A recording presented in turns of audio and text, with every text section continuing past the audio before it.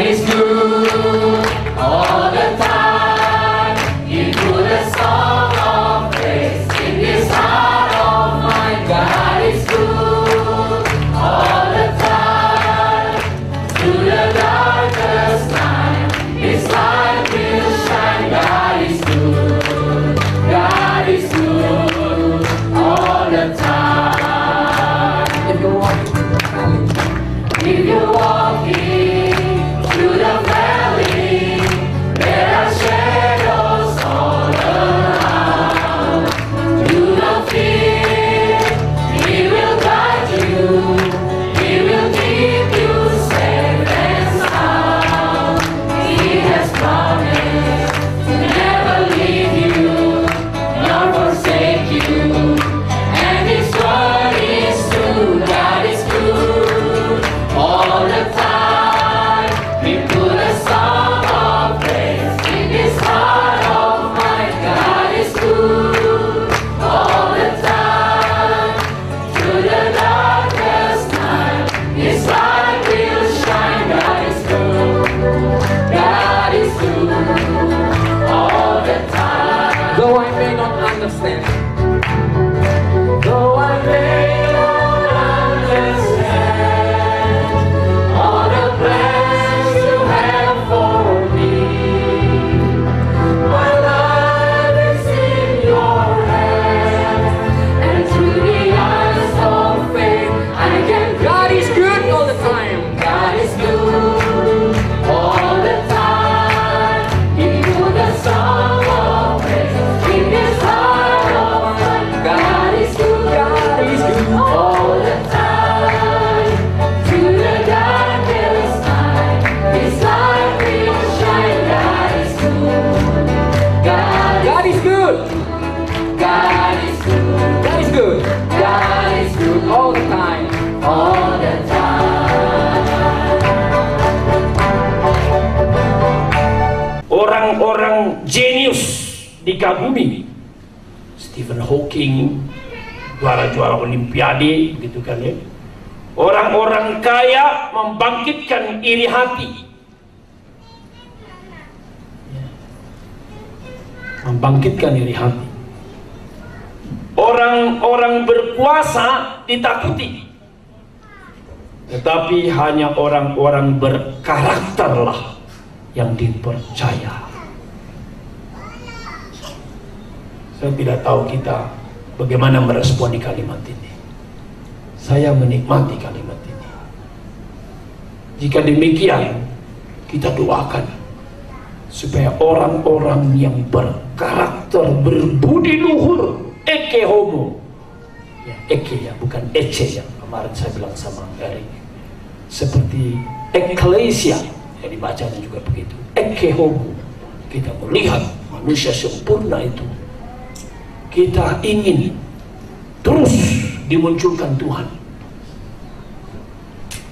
Orang-orang seperti itu dikira aneh, tapi saya kalau melakukan seperti ini tiba kepada satu doa. Jangan biarkan mata mereka kasihan sama saya Tuhan, atau mereka melihat saya aneh. Buatlah saya sedemikian sampai mereka terhakimi oleh tindakan saya. Yang saya kejar di belakangi orang itu, yang dikejar orang itu saya belakangi. Jika dia benar, saya pasti salah. Harus itu doa saya sampai saya dipanggil Tuhan. Saya bilang bukan hanya kerohanian yang saya minta, bukan hanya berkat-Mu yang saya minta, tapi supaya melalui keluarga saya dan diri saya, orang lain melihat Tuhan setia, baik sekali. Itu doa saya. Jadi kalau saya perhatikan orang berkata saya diberkati melalui kehidupanmu, saya bersyukur. Waktu ada orang berkata aku kagum, Anda mau bikin di Parapat. Dulu kepikiran saya, Anda doktor, Anda kesana, saya pikir Anda ini akan minimal guru besar teologi di mana begitu. Ternyata Anda pergi ke jauh-jauh sekali. Saya kadang-kadang terpikir, kenapa mesti jauh, kenapa enggak di Medan saja? Saya bilang terima kasih. Dalam hati saya pikir, kenapa di Medan, kenapa enggak di Cinere saja? jauh sekali. Tanggung kan? Tanggung. Saya berkata, memang saya nggak terpanggil seumur hidup melakukan yang enak. Doa saya sama istri, sama anak dari dulu begitu. Anak saya sibuk, nggak bisa saya paksa mereka mengikuti, tapi terus dibimbing. Ya, kita sadar orang tua anak nggak bisa dipaksa, bukan? Ya, jadi kita doakan, kita mungkin nangis, kita frustrasi. Ya, tapi saya bersyukur kami sama istri itu sepakat. Apa kehendak Tuhan, siap melakukan apapun yang terjadi. Itu sebabnya ketika istri saya sekarat sakit, waktu itu saya sedang dalam kondisi sangat genting menyerahkan disertasi saya. Saya berkata, ada cara lain enggak? Kalau ada cara lain, saya tidak usah pulang. Kalau saya pulang, kemungkinan disertasi tertunda lagi, dan bisa 6 bulan lagi, 1 tahun lagi. Terserah apa aja, katanya. Saya berdoa, Tuhan, dari dulu saya belajar mengikuti apa yang Tuhan mau, itu yang terbaik. Meskipun susah, sekarang pun saya siap. Tidak jadi dokter pun saya siap. Saya akan tunjukkan saya setia sama istri. Langsung saya telepon agen yang biasa saya ngurus tiket. Dia berkata, sorry sir, ini peak season, tidak ada 1 tiket pun sampai seminggu ke depan. Paling murah pun kamu itu ada di cadangan kesekian, tidak mungkin. Saya berkata sama istri saya tidak bisa, bagaimana itu? Pasti Tuhan punya maksud, didoakan, dan akhirnya jadilah. Jadi kalau tadi juga ada pergumulan dari saudara kita Horasbab, saya bersyukur saya pernah juga menjadi direktur kontraktor karena abang ipar saya mendadak meninggal dunia. Itu saya mau mengerjakan skripsi, itu tugas akhir saya itu sedang. Jadi waktu saya ke Jati Baru bagaikan direktur lah begitu, naik CG7 waktu itu, jarang CG7 waktu itu. Saya pergi, jadi Pak Direktur sudah datang, urus sana urus sini. Tadi saya tersinggung juga. Setelah tiba kepada menyelesaikan tagihan-tagihan, maka saya pun dipimpong. Putri saya, anak saya, anak abang saya yang hadir di sini ngerti lah mungkin itu ya. Abang saya soalnya saya kasih tahu waktu itu dipimpong.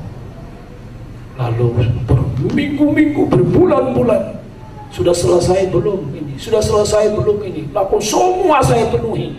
Akhirnya ada seorang ibu berkata, emang ya Pak ya, kontraktor, pendeta jadi kontraktor susah Pak ya. Saya kaget. Saya bilang, kok ibu tahu saya pendeta berkhotbah? Saya bukan pendeta waktu itu, tapi sering berkhotbah. Lah saya kan jemaat GKI Kuitang Pak. Oh, jadi dengar saya khotbah, susah Pak, soalnya memang itu urusannya pasti uang Pak, karena Bapak nggak kasih amplop siapkan, memang susah Pak. Ya memang kami gimana lah Pak ya, gaji kami paling bisa setengah bulan sanggup. Kalau tidak ada salam-salam tempel dari Bapak, itu susah kami hidup. Tapi saya tetapkan hati, tidak mau. Maka ketika saya datang lagi minggu depannya, Pak sudah Pak, sebenarnya Pak semua sudah selesai, tapi Soehartonya belum. Katanya. Waktu itu Soeharto adalah uang paling besar. Saya berkata, masa Anda berani minta uang orangnya sudah mati? Saya bilang gitu. Jadi saya ngomong keras begitu, counternya itu yang lain dengar-dengar juga. Loh, mati Pak Utabarat? Udah meninggal dia. Dan seterusnya. Kan sudah kasih tahu, saya sudah kasih dari awal surat. Maka saya bisa jadi direktur sekarang. Saya dari berubah ganti notaris itu kan. Saya sudah kasih tahu, semua tahu loh, masa pura-pura tidak tahu. Saya bilang, oh ya, jadi saya pelototin mereka di situ. Dulu tidak kasih uang biarin. Emangnya mati? Ya itu. Oh iya, itu ayat tadi itu bicara begitu. Siapa gerangan ada padaku di surga selain engkau? Selain engkau tidak ada yang kuingini di bumi. Memang Tuhan butuh orang-orang seperti ini. Kalau Eric berkata kemarin, sampai berkalang tangan. It is easy to say, but extremely difficult to obey day by day. Mungkin 10 tahun, 20 tahun bisa. Saya masih hidup sampai sekarang. Kalau saya mati malam ini, mungkin saya berkata, everything finished, done, Lord, thank you, Lord. I have finished the race. Tapi belum mati-mati kan? Dan memang saya bilang sama Tuhan, kalau bisa minta sama Tuhan, Tuhan yang tahu menurut saya 10 tahun lagi kasih saya hidup. Karena itu niat saya. Sekolah teologi, STH, MTH, DTH banyak di Indonesia. Gelarnya banyak, tapi bodoh sekali Tuhan. Tuhan bagaimana memperbaiki ini? Gereja bisa berputar-putar dalam kebodohan, tapi kebenaran itu tidak bisa. Kerajaan Allah tidak bisa dibangun dengan kebodohan. Lihatlah sekarang pendeta sekarang, begitu ditawarin menjadi kader partai langsung lompat. Kalau di sana tidak ada jelas panggilan, akan jadi begitu. Saya berkata, Tuhan, saya rindu 100 sarjana teologi saya persembahkan kepadamu. Jika Tuhan berkenan, habis itu panggillah saya. Maka saya berkata sama istri dan anak-anak saya, jangan kasihan dong kalian lihat saya kalau saya pergi pulang. Ya, jangan kasihan. Biarpun saudara-saudara, bukan aku yang ribut, saudara yang ribut, kata istri saya. Setiap kali pesta dikatakan, kau bodoh kau, suamimu sudah seharusnya usia pensiun, kau izinkan begitu jauh-jauh. Jadi suamimu yang keluarga yang ribut ketika. Terus saya berkata, bilang sama mereka, jangan cerita yang gak enak, bilang anakmu, itumu, tulangmu makin muda kok. Bilang begitu, makin seger. Saya aja malah iri mau ke sana terus. Bilang begitu, dan aku pun menikmati mah. Saya di Jakarta puyeng, pergi ke Danau Toba, begitu lekukan pertama dari Siantar, ketemu danau, saya berkata berhenti dulu. Langsung saya nyanyi. Molo tatapo sianarao ho tau to banatio boiro sonang rohatki palapok pusu-pusuki palapok hati-hatiki. Wah, saya nikmati sama sekali. Ini Danau Toba begitu bagus. Makanya saya bilang, Tuhan, kalau doaku dijawab, maka nanti Parapat harus seperti Honolulu. Oh iya, orang berkata kepada saya di luar negeri, itu Anda bikin sekolah teologi, katanya di Parapat. Itu di mana itu? Saya berkata, bagaimana itu? Saya berkata, have you been to Honolulu? Yes, I've been. Yes, exactly like Honolulu. Oh iya, siapa yang pernah ke Honolulu? Kalau kalian turun, lihat itu putaran itu, seperti itulah putarannya Parapat. Danau dari sini kita datang. Cuman memang lebih bagus bangunan-bangunannya, ditatanya. Itu ponakan saya, abang saya berkata, dah, saya punya dream, bisa bikin cable car dari ujung ke ujung. Kalau kau lakukan itu berarti kau jawaban doa saya. Karena saya sedang berdoa, Parapat seperti Honolulu. Indah, tapi mesti beres dulu moralitasnya. Itu kalimat William Carey bukan? Expect the great things from God and do the great things for God. Harapkan hal-hal yang besar dari Allah dan lakukan perkara yang besar bagi Allah. Tapi butuh orang berkarakter, rela hidup bagi misi. Jangan demi kacang tanah gantikan hak kesulungan seperti perjanjian lama. Kita mesti jelas, yang benar kejar, perjuangkan sampai akhir hidupmu. Itu yang kita doakan. Kita doakan orang seperti ini muncul.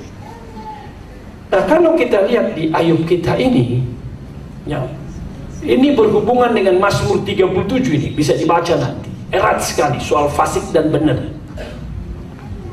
Juga di 49. Dan dari segi penderitaan, ini doktrinnya erat sekali dengan Ayub. Kitab Ayub yang banyak bergumul, banyak tidak bisa dipahami. Di sana dikatakan teodesi.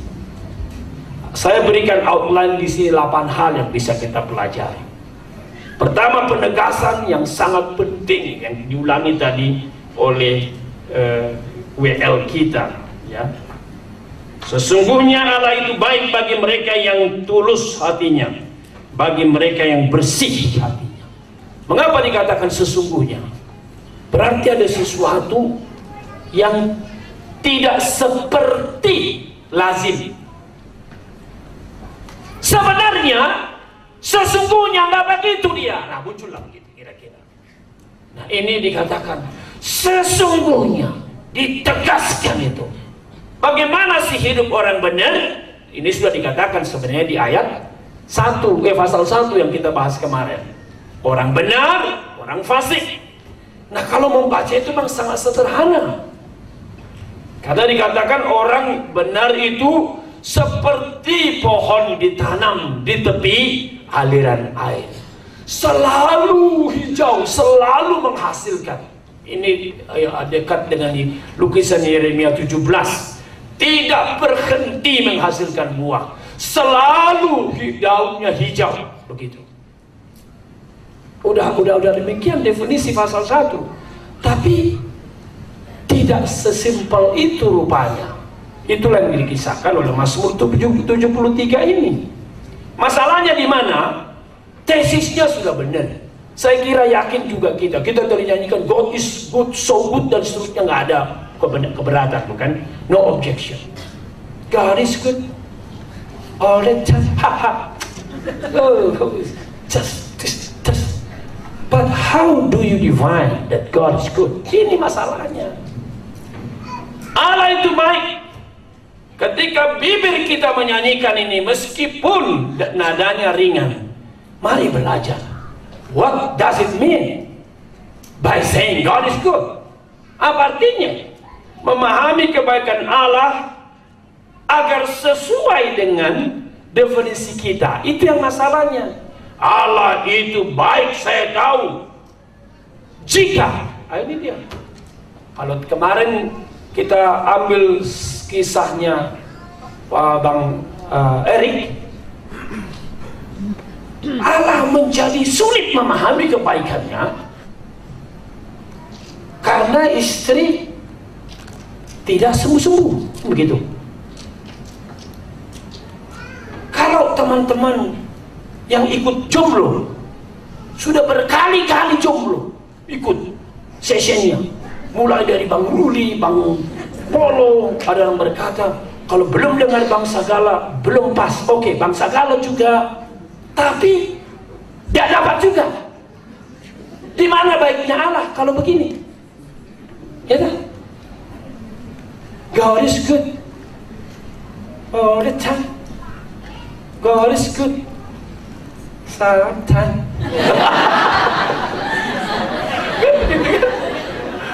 Jadi bukan all the time lagi, sudah sometimes. Sometimes. Tadi Pak Hakim membawah sambas. Kalau ke sabas sih boleh. Orang Batak itu sabas kan artinya mantap gitu loh. Menjadi penasehat SBY misalnya, kan asik gitu. Ini sambas. Nah, ini bagaimana mendefinisikan God is good? Malam ini malam dedikasi kita diajar untuk mengerti apa sih artinya Allah baik. Rupanya kita ini agak 11-12 dengan Asaf, beda-beda tipis. Itu ini makanya mari kita lihat selanjutnya, ya. Setelah tesisnya mengatakan Allah itu baik, nah dia bergumul dia. Penegasan pentingnya tadi apa? Allah itu baik. Kita semua setuju. Tapi masalah muncul di ayat 2 dan 3. Inilah pergumulannya, yang juga pergumulan kita. Gak terlalu sulit Mazmur 73 ini, karena erat dengan pergumulan kita. Mari kita lihat ayat 2 dan 3. Sengaja saya tidak kutip supaya kita dekat dengan ayatnya. Kita baca, bisa kita oret-oret. Nah, di sini yang punya ponsel jadi tidak beruntung jadinya. Ponsel nggak bisa dioret. Mari kita baca 1, 2 yang. Tetapi aku sedikit lagi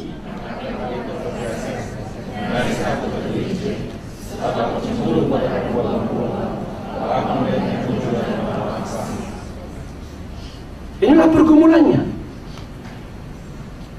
God is good, but ini dia. Pakai sesungguhnya lagi.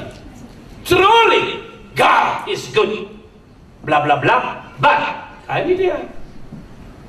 Kalau kita seperti ini, Tuhan sih baik, tapi ini berat. Tetapi ada sesuatu yang kabar sini. Aku, apa yang terjadi? Tetapi aku. Ini bahasa Indonesia kita begitu, tetapi seringkali kebalikannya, bukan? Rianda ini kelihatannya sombong, tetapi enak nggak? Kalau orang bilang sama saya, kelihatannya Amang Sagala ini wajah kriminal. Tetapi, saya suka tetapi itu. Saya lebih suka itu daripada kelihatannya Amang ini rohani. Tetapi, jangan dengar tetapi. Inilah tetapi. Tetapi aku, apa yang terjadi? Kita lihat, sedikit lagi maka kakiku terpeleset, nyaris tergelincir. Nah, kita tahu yang namanya terpeleset, saya kira semua pernah ya, itu nggak sengaja.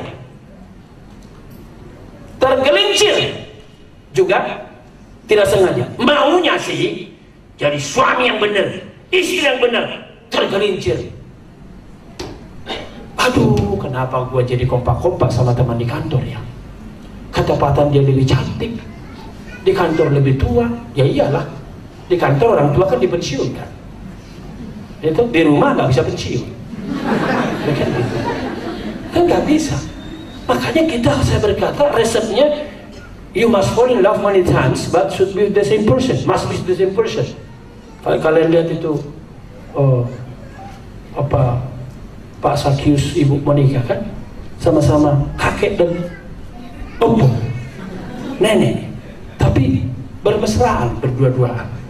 Meskipun Kak Sakyus beda cara menyatakan mesranya dengan saya, itu agak beda soalnya.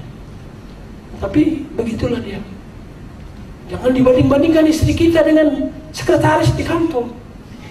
Ya pasti dia lebih wangi. Gak salah gitu. Jangan dibandingkan suami kita juga dengan orang kerja di kantoran. Orangnya baru 5 tahun masuk masih seger bugar, otot-ototnya baru tumbuh. Betul. Suami kita sudah mulai leleran apa kemarin? Itu kata Bang Eri. Tidak. Ini rahasianya, di secret. Bangun kecintaan itu. Makanya waktu saya ngajar soal pacaran, saya berkata bukan titik pembuat tinta, tapi tinta pembuat titik. Bukan karena kamu cantik membuat saya jadi cinta. Sudah makin keriput-keriput. Bukan karena kamu cantik membuat saya jadi cinta, tapi saya begitu cinta membuatmu jadi cantik. Begitu. Oh iya, masih ingat itu dulu kita punya LSD. Jika cinta sudah melekat, tai gigi pun terasa coklat.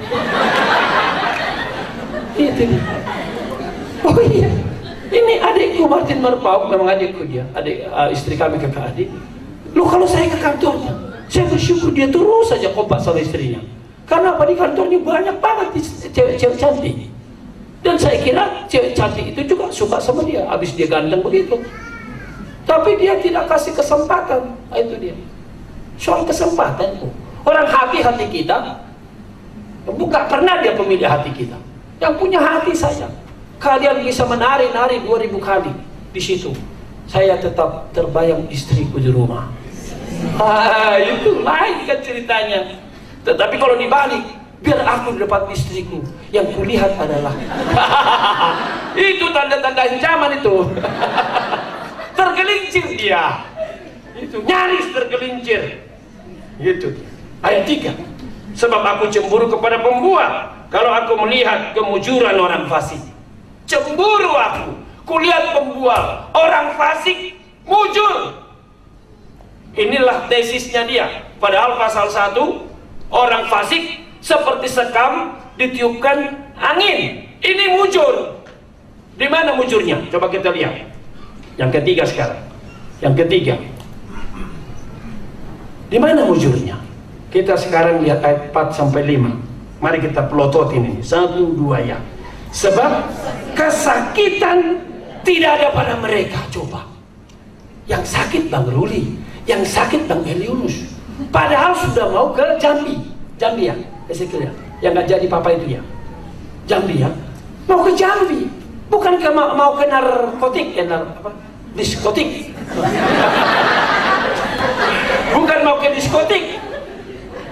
Bukan. Mau melayani, kok kaki begitu sih? Saya mau ke Parapat itu waktu itu, tahu beritanya. My goodness, saya pikir kalau saya ngalamin seperti ini 10 tahun saya minta. Langsung saya ingat kalimat istri saya, Papa, kalau Papa ada apa-apa, STT tutup. Jangan pikir saya bisa melakukan macam-macam. Jadi jangan makan saksang kebanyakan. Berhenti katanya. Ya, saya berhenti. Demi nama Yesus, berhenti. Tapi muncul juga seleranya. Maka saya bilang sama istri saya, tolong doakan supaya seleranya berkurang. Ini kan misalnya lihat saksang nggak suka lagi gitu ya. Tapi sekarang asli lihat saksang langsung nggak pernah bisa doanya panjang di depan saksang. Jujur. Tapi orang pergi ke diskotik sehat. Gimana ini? Saya bukannya mau ngapa-apain Tuhan, saya melayani Tuhan. Kok sakit? Kesakitan tidak ada pada mereka katanya. Ya deh. Lalu apa lagi? Sehat mereka. Yang kedua. Yang ketiga apa? Gemuk. Gemuk. Ya. Kalau perjanjian lama kan gemuk tanda-tanda berkat kan. Gemuk.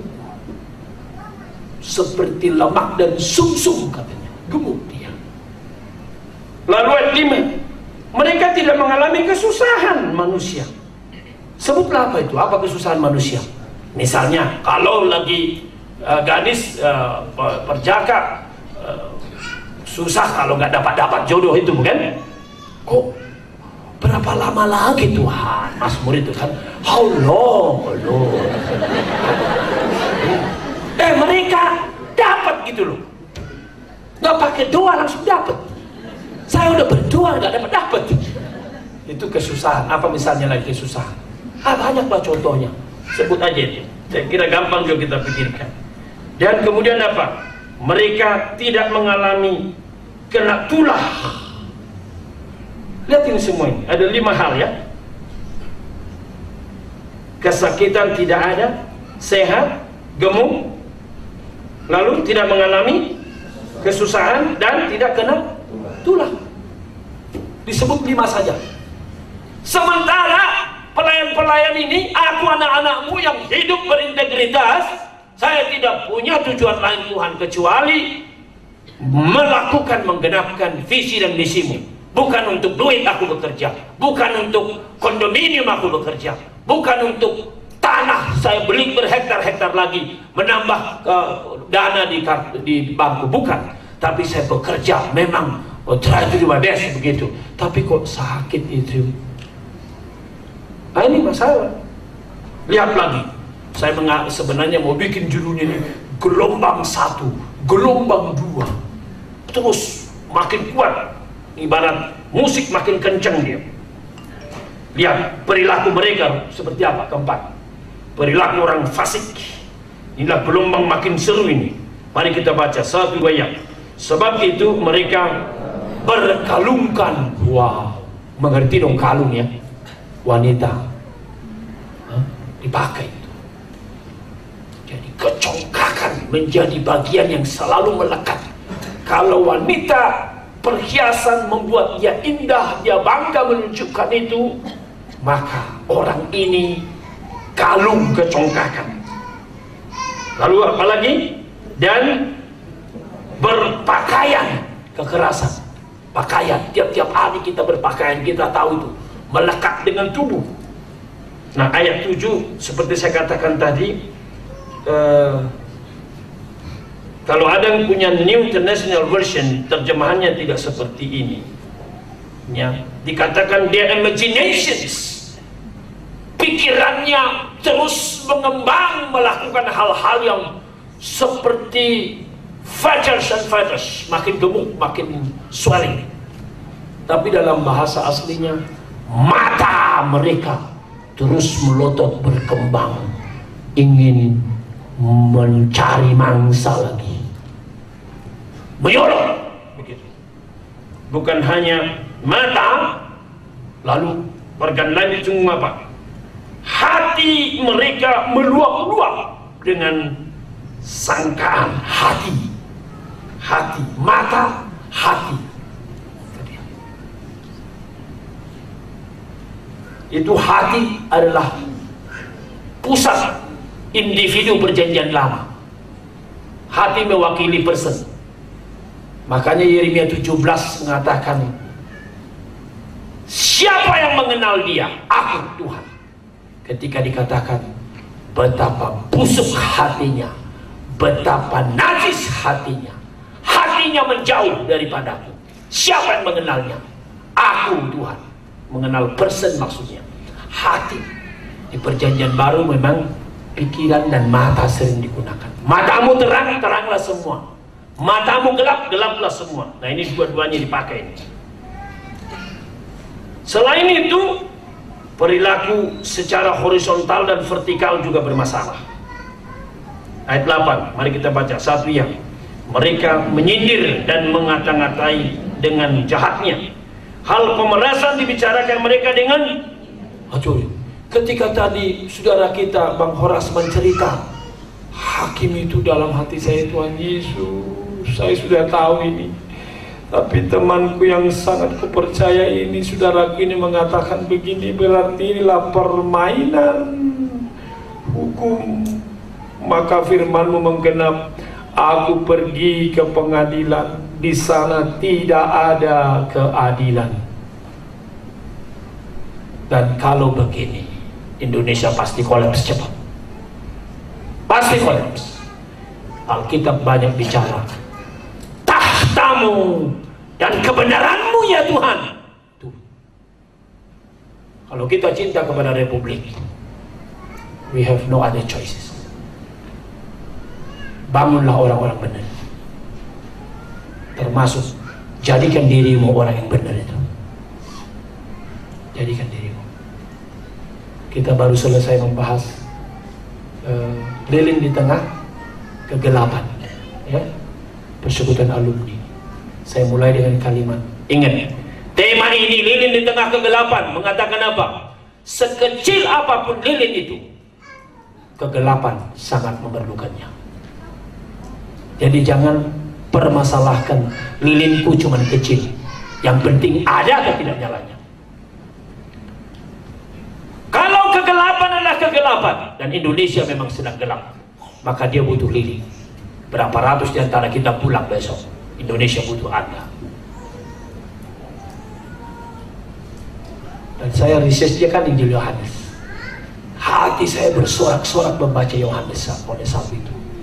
Terang bercahaya di tengah kegelapan, dan kegelapan itu tidak memadamkannya. Terjemahan kita, kegelapan tidak menguasainya. Bahasa aslinya itu, kegelapan tidak akan memadamkannya. Artinya apa? Si terang harus leading, Horasman harus leading. Kecuali Tuhan Yesus akan kalah di Indonesia.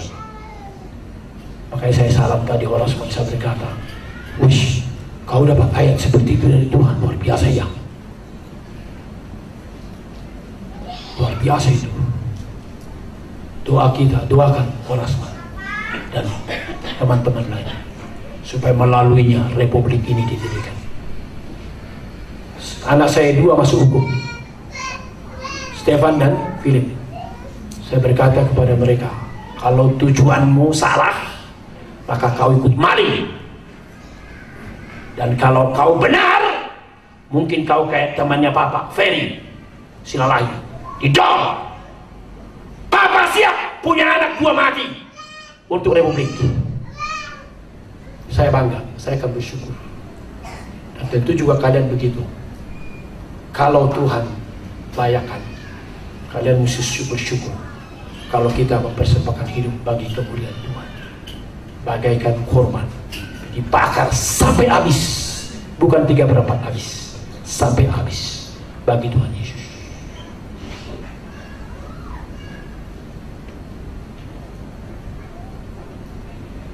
Kita dengar saat ini kalimat itu menyindir, mengata-atai, sampai Horasman malu menjadi orang benar. Ayat 9, mereka membuka mulut melawan langit, lidah mereka membual di bumi. Lihat ini. Ini yang bikin kita, kecuali kita teguh di dalam kebenaran kita. Kebenaran kita bukan saja kelindas, akhirnya kita akan melihat.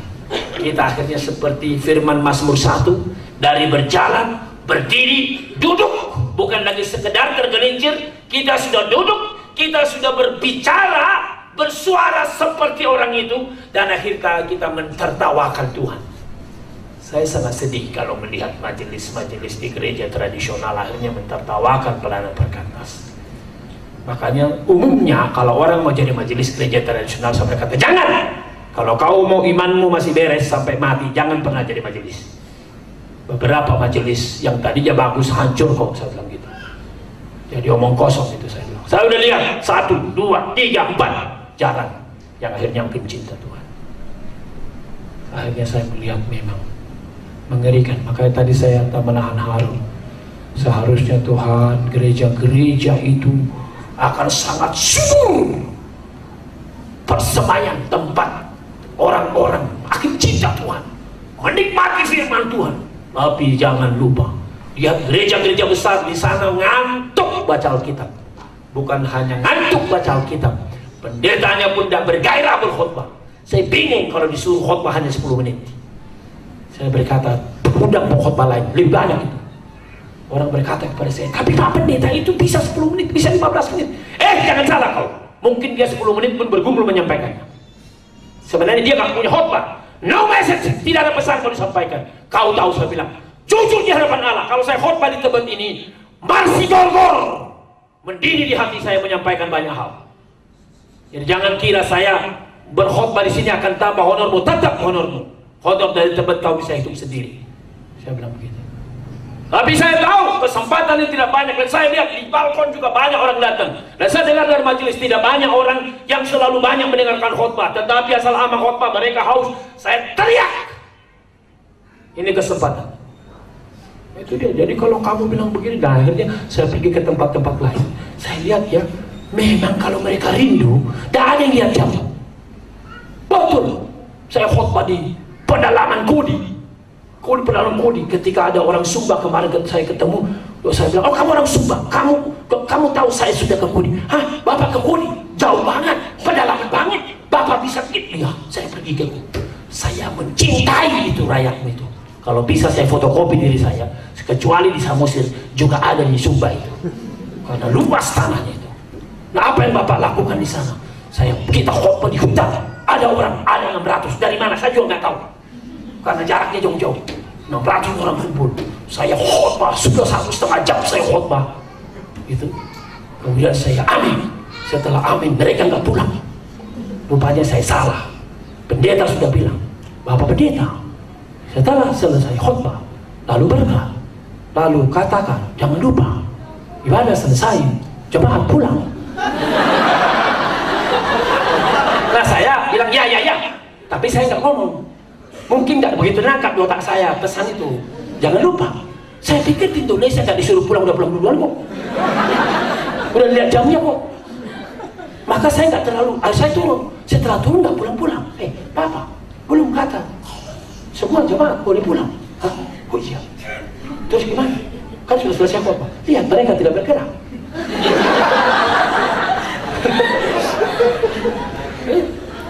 Saya khotbah di pedalaman Kalimantan, sama.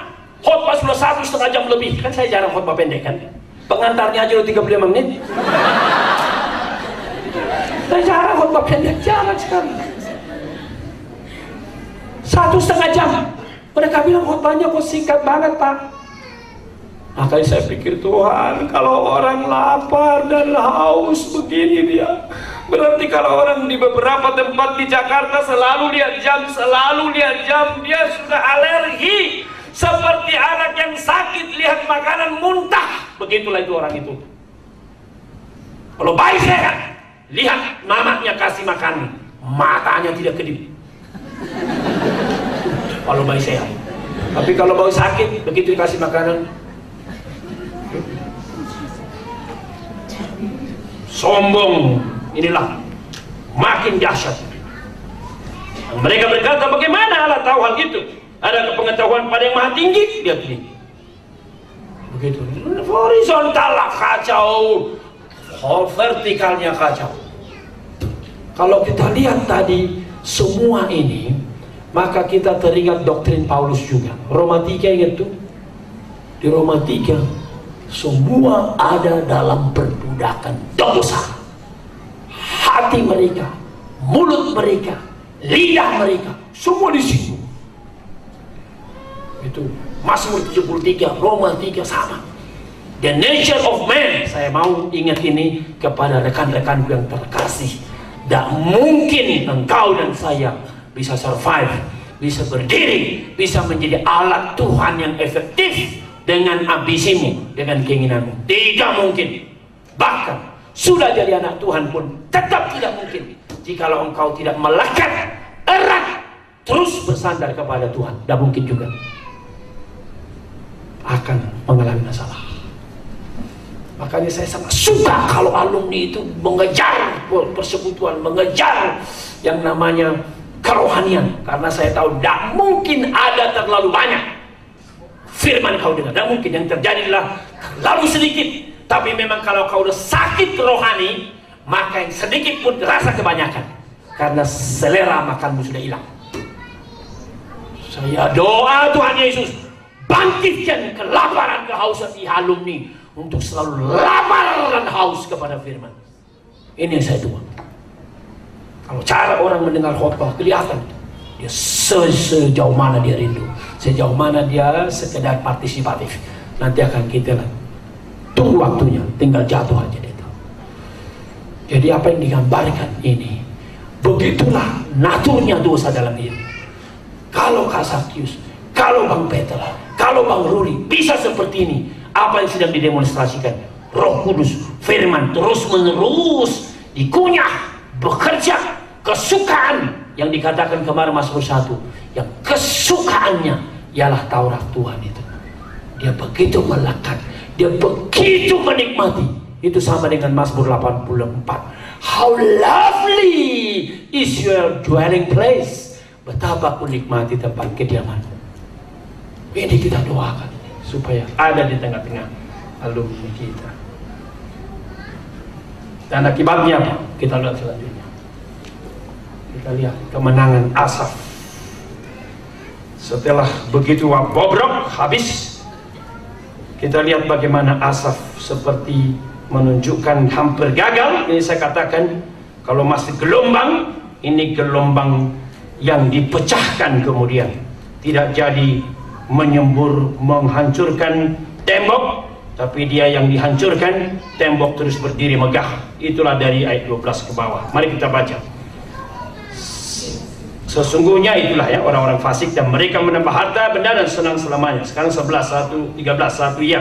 Sia-sia sama sekali aku mempertahankan hati yang bersih dan membasuh tanganku tanda tak bersalah. Namun sepanjang hari aku kena tulah dan kena hukum setiap pagi. Seandainya aku berkata, aku mau berkata-kata seperti itu, maka sesungguhnya aku telah berkhianat kepada angkatan anak-anakmu.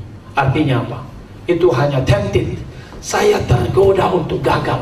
Saya tergoda mengatakan, kalau begitu di sana tidak ada sakit, di sana sehat, di sana terus menerus tidak peduli Tuhan, tidak peduli sesama, tetapi mujur. Aku menjaga integritas, menjaga benar. Aku susah, aku bergumul, banyak problema, banyak doa tidak terjawab. Forget it, lupakan semua persekutuan. Hampir, makanya sebenarnya pergumulan Asaf sama dengan kita. Kita alami, mungkin dia jauh lebih mengalami, sama pergumulannya. Tapi yang menjadi bedanya adalah apa? Apakah ketetapan Asaf sama dengan ketetapanmu? Ini kan pertanyaannya. Ketetapannya dibilang apa? Seandainya aku berkata, aku mau berkata seperti itu, maka sesungguhnya aku telah berkhianat kepada angkatan anak-anakmu. Artinya apa?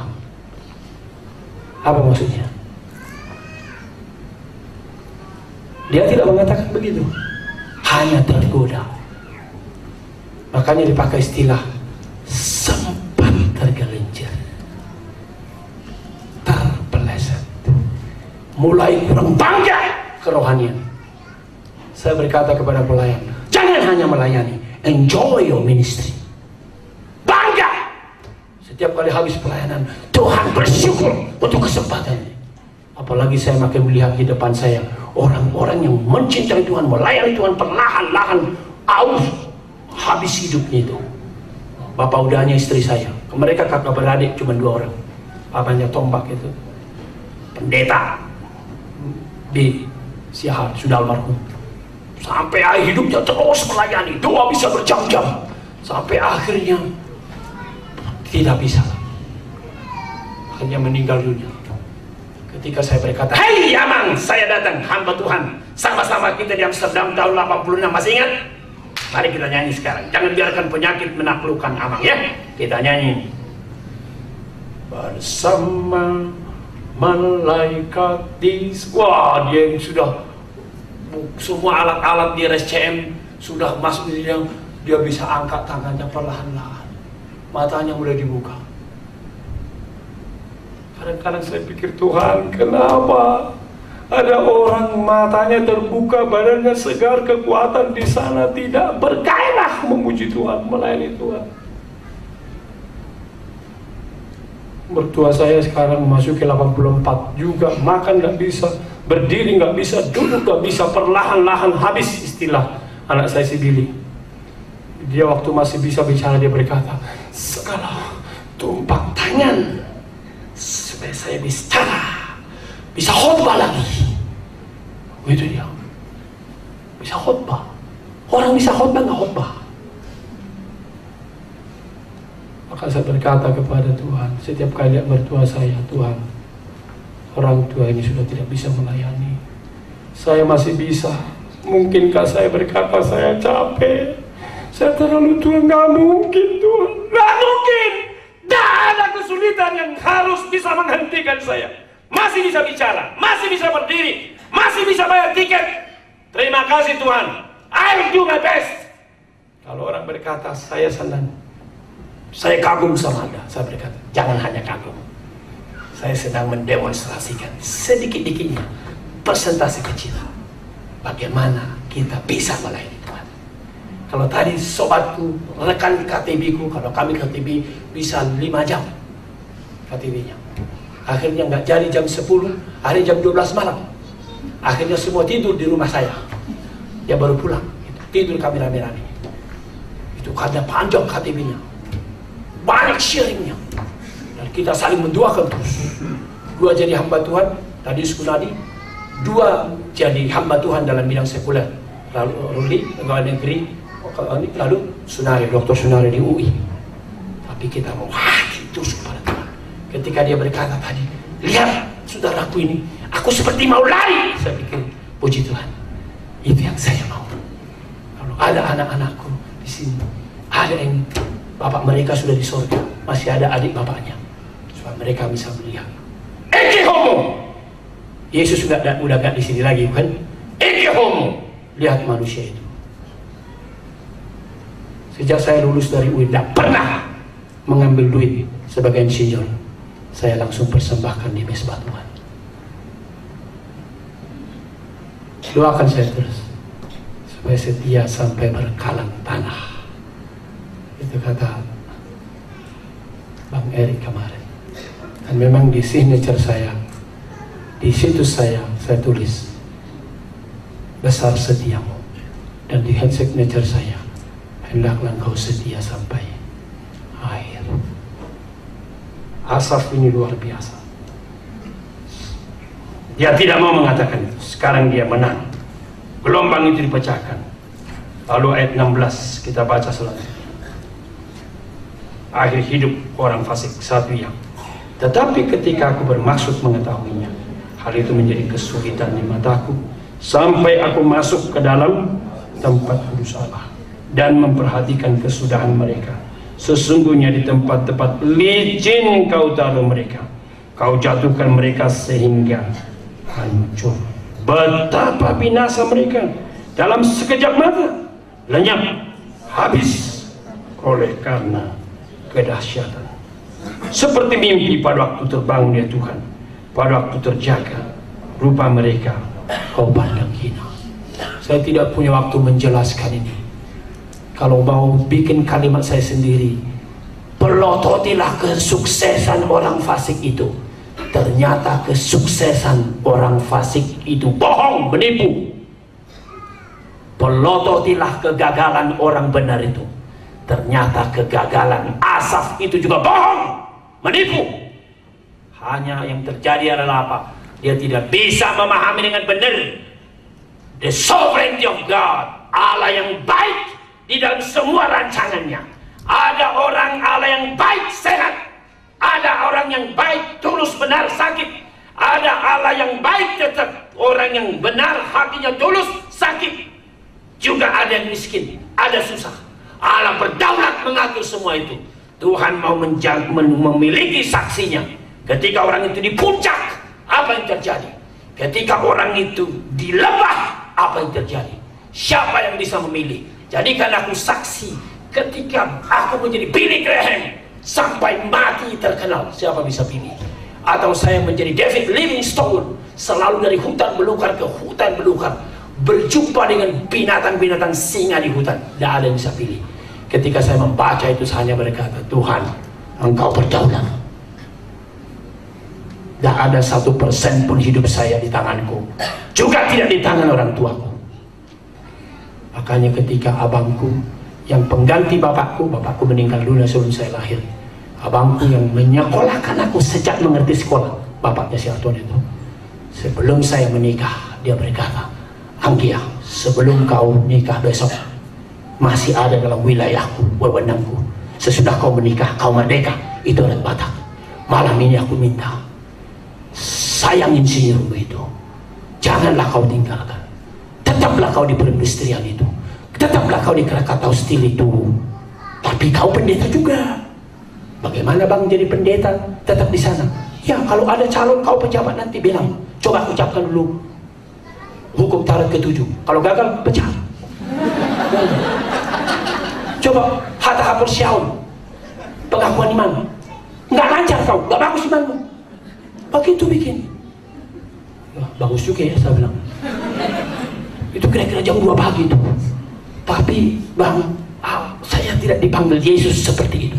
Saya juga tahu, oh tahu juga kok. Ya saya clear. Di mataku ada orang seperti Herlianto, tinggalkan insinyur melayani, tapi juga di Jati Baru. Waktu itu masih di Jati Baru, masih sering melayani dia, bekerja. Ada juga seperti Yonatan Parapak, itu pun di Perkantas, tetap insinyur, hamba Tuhan. Ada juga. Tapi ada juga di mataku Dr. Lukas, tinggalkan semua. Kayaknya aku model Lukas. Jangan gitu lah kau. Lalu saya bilang begini, daripada abang sedih, ini jam 2 pagi bang, pernikahan sudah segera datang. Saya akan masuk perindustrian, kita salaman. Tapi dosa kau tanggung, karena saya mau taat kepada abang sekarang pengganti orang tua. Saya menikmati Efesus 6. Taati orang tuamu dalam segala hal. Kaulah orang tuaku. Aku mau taat kepadamu. Kalau saya salah, kau tanggung di hadapan Tuhan. Mari salaman. Jangan lupa bawa ratu nih. Maaf, terlalu berat katanya. Terlalu berat. Terlalu berat. Udah habis percakapan kita. Kalau udah begitu, doakanlah nanti supaya dari anak-anak kita ini muncul orang yang seperti kau. Saya berkata, bukan seperti saya, lebih hebat dari saya. Itu kita doakan pagi ini. Siap? Kalau siap berarti aku tetap melaksanakan. Oke, gimana? Mundur doa. Imam. Siaplah kau. Berdoalah kau. Makanya begitu Hartono. Mana ke Hartono? Dia masuk ITB dan dia lulus cum laude. Saya susah pikir, Tuhan, biarlah abangku yang pengganti bapakku itu ingat. Biarlah dia ingat Dulu kami berdoa, bukan hanya Tuhan jawab dari UI, lebih hebat. Makanya begitu masuk lagi anaknya ITB lagi, si Hernan Cok, enggak tahu. Saya berkata, Bang, kau tahu anakmu sudah 2 masuk ITB. Lihat betapa baiknya Tuhan. Dari sekarang jangan hanya relakan saya jadi hamba Tuhan. Bersyukur, bersyukur. Dia berkata, sudah bersyukur aku. Kepada semua orang ku bangga-banggakan kau sekarang. Sudah aku bilang sama anak kita, mengaku dosa lah aku sama kalian semua. Dulu ku larang kalian ikut Bapak Uda. Sekarang ikuti Bapak Uda, ikuti Bapak Uda. Kata dia gitu. Oh iya, sebelum meninggal pun beliau di hadapan anak-anaknya kumpul, dia berkata, panggil kata Uda. Di mana Bapak Uda? Apa kata Bapak Uda? Itu kata kita. Makanya kalau mereka datang begini, saya terharu sekali. Saya ingat kalimatnya dia sebelum berangkat. Saya khusus dibawa datang, suruh datang lagi. Setelah saya datang, udah tinggal ini. Ngomong apa? Nggak ada ngomong. Makanya kemarin saya bilang sama kakak saya, kayaknya itu abang saya mau kesempatan. Mungkin kau mau minta apa dari aku, tapi aku nggak minta, takut aku. Dia mau mati itu karena aku sakit. Jadi aku nggak minta apa-apa.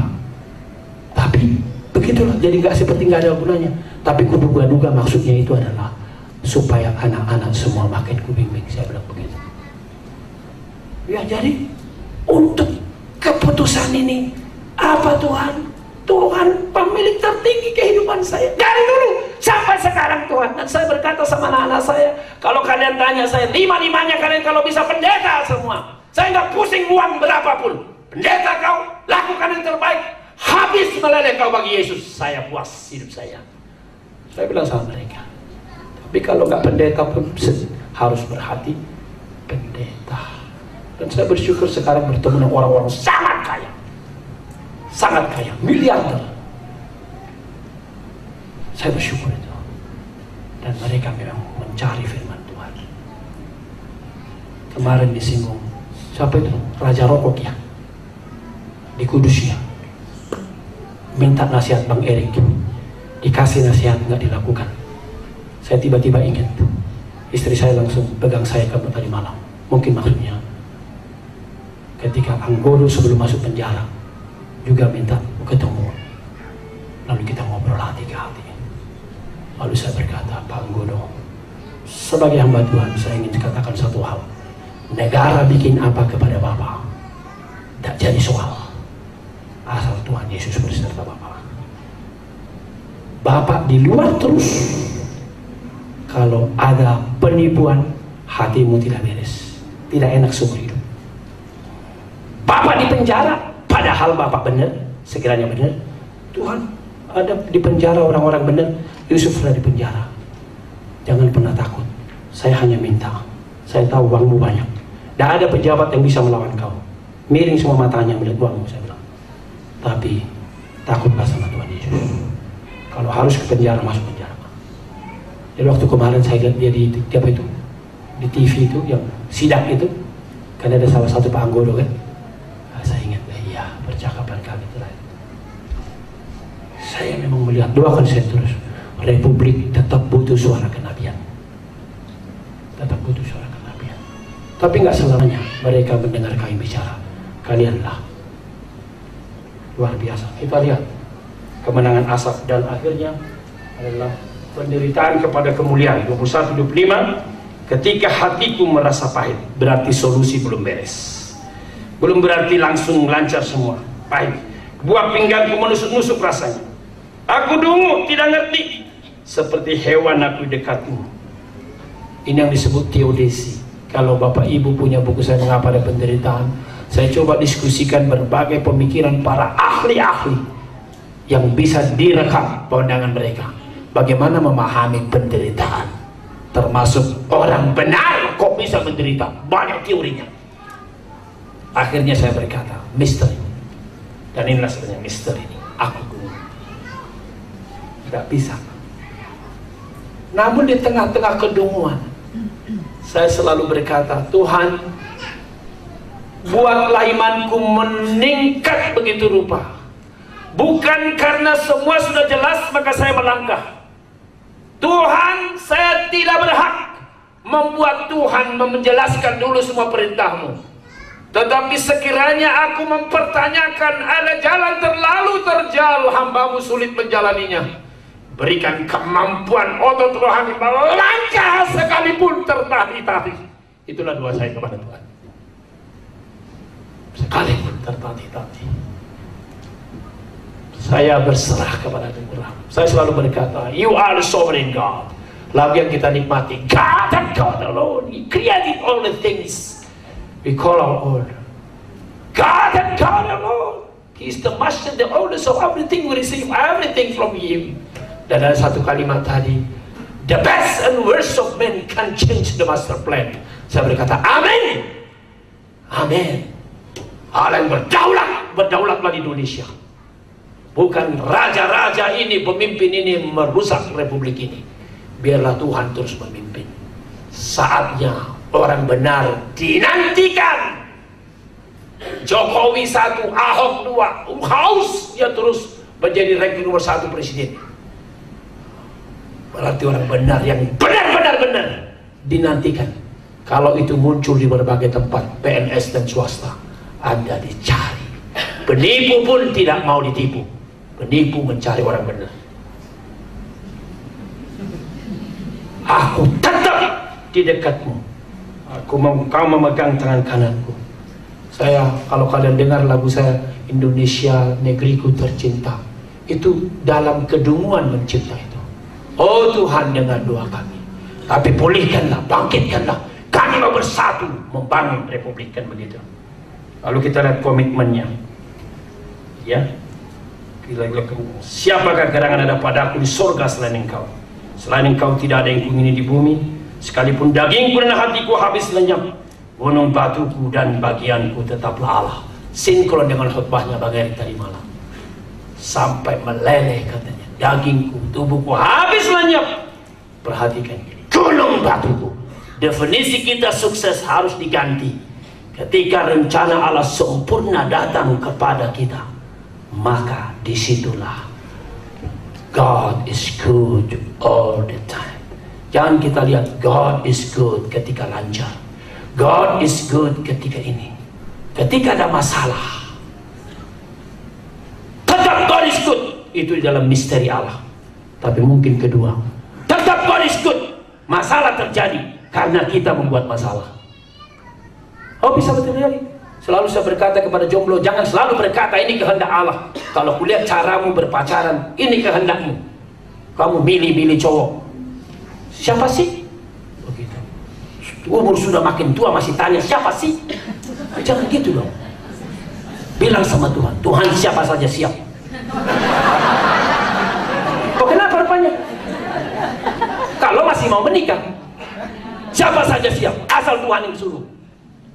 Kalau memang tidak, saya sudah perhias semua, baik semua, tetap tidak menikah, berarti Tuhan mau saya single. Saya nikmati, God is good all the time. Single marriage. Begitu. Mau di kota, mau di desa, God is good. Mau sehat, mau sakit, God is good. Ya kan? Direktur, kondektur, God is good. Ya, definisinya harus dibereskan. Makanya di sini dikatakan, siapa gerangan ada padaku di surga selain engkau tidak ada yang ingin di bumi. Sekalipun dagingku, hatiku habis lenyap. Kan badannya yang habis lenyap. Manusia jasmani makin merosot. 2 Korintus 4 tadi. Manusia rohani dibaharui dari sehari ke sehari. Amin. Mari kita lihat penutup-penutupnya. Ini kutipan orang-orang pintar nih. Ada sebuah penelitian yang dapat menunjukkan secara konklusif tidak ada kaitan antara uang dan kebahagiaan. Ini seorang developer sukses. Sukses saja tidak cukup. Dari asli from success to significance. Lanjut. Amartya Sen, pemenang hadiah Nobel. There is a paradox at the heart of our lives. Most people want more income and strive for it. Yet as Western society seeks for what richer, their people have become no happier. Mau kaya, double income banyak sekali. Berkompromi dengan panggilan Tuhan supaya makin kaya. Tapi dikatakan sudah banyak orang kaya nggak makin bahagia. Ini pemenang hadiah Nobel. Jadi apa yang dikatakan asas diteguhkan oleh Lloyd Tripp dan Amartya Sen. Lanjut. Nah, ini 3 catatan penting dari buku Paradoks. Ada semacam harapan untuk mencapai kepuasan, yaitu sebuah perasaan tidak nyaman yang timbul saat seorang menerima hal-hal yang mereka impikan. 2, adanya perubahan paradigma dalam masyarakat tentang keinginan materi dengan keinginan bermakna. Itu dia, dari materi ke bermakna. Selama masih miskin selalu ingin materi, tapi setelah materi ternyata bukan itu. Saya mengenali miliarder. Salah satu ceramah mengenai ini, mereka bilang, Pak Mengabul tolong doakan supaya hidup saya bermakna. Saya capek dengan uang.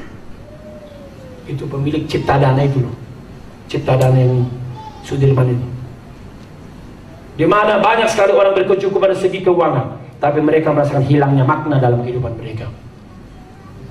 Mari kita kejar terus teman-teman alumni, hidup bermakna. Lanjut. Sifat pemaaf, keinginan berbagi, penuh rasa syukur, optimis dalam kehidupan mereka merupakan yang penting membentuk jiwa yang sehat, hidup bermakna. Ini 3 hal dari buku The Paradox tadi. Lanjut. Lloyd Tripp, paruh pertama kehidupan saya isi dengan tugas-tugas pelayanan bagi sesama, di samping segala usaha untuk menggapai sukses, komitmen kepada istri dan keluarga, aktif di komisi. Ini pasti alumni yang hebat. Lanjut. Tetapi sekarang lihat perubahannya. Saat mengenang masa lalu dari sudut pandang paruh kedua kehidupan saya sama sekali tidak melihat adanya panggilan Allah di dalam definisi sukses yang saya tetapkan sebelumnya. Saya tidak memahami kerinduannya yang tersalur dalam jiwa saya. Saya hanya mendefinisikan sukses dengan uang. Next. Di dalam hati saya ternyata saya tidak pernah puas dengan segala upaya untuk menggapai sukses. Untuk pertama kali dalam hidup saya menyimpulkan bahwa segala hal yang telah saya raih sebenarnya adalah milik Allah. Saya suka kalimat ini. Segalanya hanya sekedar pinjaman kepada saya untuk waktu yang sangat singkat. Oh iya, mertua saya salah satu miliarder orang Batak. Sekarang nggak tahu dia berapa uangnya, nggak ngerti dia itu lagi uangnya itu. Sudah, tunggu Tuhan memanggil. Kita doakan terus makan. Lalu saya lihat begitu, orang tua ini begitu ya. Jadi apa yang dilakukan waktu sehat? Berapa banyak uang yang dihabiskan untuk sehat, itulah yang bisa untuk pekerjaan Tuhan. Sesudah itu anak-anaknya nanti menggunakan, mau dihabisin, mau menggunakan pekerjaan Tuhan. Betul kan? Sesudah beliau berangkat, itu rumah di Pondok Indah mau di tempat main judi atau tempat urusan anak-anaknya. Segalanya harus segala pinjaman. Selama hidup, semua hartamu, kekuasaanmu, talentamu, lakukan yang terbaik untuk Tuhan. Lanjut. Keterampilan saya miliki, harta, pengaruh, setiap hari saya hidup dan bernapas, semua dipercayakan kepada saya dengan cara yang bijak agar dapat menuai hasil yang bersifat kekal. Saat hati saya diterangi gagasan seperti ini, apa katanya?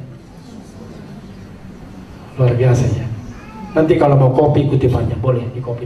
Lanjut. Nah, ini dia pertanyaan refleksi. Sesudah ini kita mendengarkan pujian. Apakah kita mengaminkan bahwa Allah itu sungguh baik kepada orang tulus dan bersih hatinya? Apa yang kita saksikan dengan sekitar kita saat ini? Apakah kita mampu melihat kemuliaan hidup di tengah kemerosotan moral? Next. Bagaimana kondisi kerohanianmu saat ini? Hampir tergelincir? Seperti Asaf? Atau sudah tergelincir? Atau hidup berkemenangan dan terus berkemenangan? Bagaimana komitmen hidupmu kepada Kristus? Apa misi dan tujuan hidupmu sebagai PNS swasta? Berjuang dalam dunia, politik, ekonomi, keuangan, hukum. Tadi ada orang hukum. Ya, apa misinya dalam pendidikan, dalam bidang medis, teologi? Saya bikin sekolah teologi, itu misi saya. Saya doakan dan doakan saya supaya ada orang cinta Tuhan, otaknya jernih kepada Alkitab, komited, bisa melanjutkan itu. Saya hanya menunggu. Caki dia lulus distinguish dari Akadia. Caki, halo, distinguish dia. Saya bilang, Caki, kau mesti ngajar dulu supaya kau bisa studi doktor. Itu persyaratannya. Saya bilang, ya bang, dia ngajar. Kalau dia Tuhan panggil dia jadi rektor. 10 tahun lagi kau rektor kau. Kau garap itu Samosir, Parabat, bikin kayak Honolulu. Kau dengar khotbah ini. Ya. Itu milik Tuhan Yesus, bukan milik saya. Mau ibu rumah tangga, persiapkan suami yang cinta Tuhan, anak-anak yang cinta Tuhan, seperti John Wesley, Charles Wesley, itu dipersiapkan oleh Monica yang sangat cinta Tuhan. Susana yang cinta Tuhan. Atau Monica mempersiapkan Agustinus yang cinta Tuhan. Teolog besar zamannya. Apapun panggilanmu. kita dibawa kepada kemuliaan. Dari pergumulan kehinaan kepada kemuliaan. That is our destination. Kristus mati untuk engkau dan saya, bukan untuk hidup hina, bergelimang, berkubang, jatuh dalam dosa. Tapi kita harus berangkat from glory to glory, from the ministry to the ministry. Bring much fruits, menghasilkan banyak buah.